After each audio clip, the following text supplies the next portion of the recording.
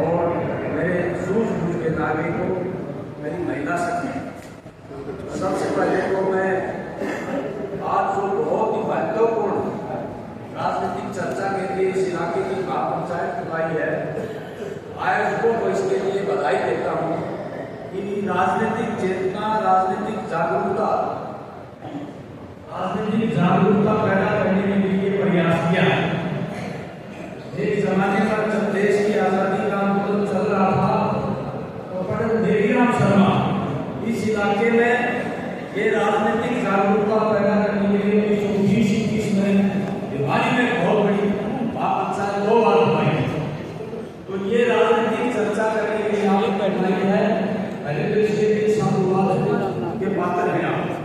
दूसरा मैं ये कहना चाहता हूँ साथियों, आज जो लड़ाई है वो लड़ाई है बड़े धरना से जिनको आप कॉर्पोरेट बोलते हैं और जनता के बीच लड़ाई, क्योंकि 1991 के बाद इस देश में पूरी आर्थिक सत्ता कॉर्पोरेट के हाथ में चली है और उस कॉर्पोरेट की राजनीतिक पार्टियों को घुमाई और आज सबसे बड़ी पार्टी उसकी भारतीय जनता पार्टी है, जो कॉर्पोरेट के है, नजदीक है, उसकी चहेती है और उसके लिए उसने पूरा पैसे का भंडार खोल रखा है। चुनावी दौड़ में आपने देखा होगा सबसे ज्यादा चुनावी वोट उसी पार्टी को उसने दिए।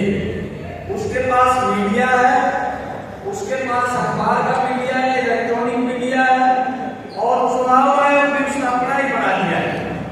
कानून पास करके पार्लियामेंट में उसका बहुमत था पहले, अभी भी बहुमत है राज्य का।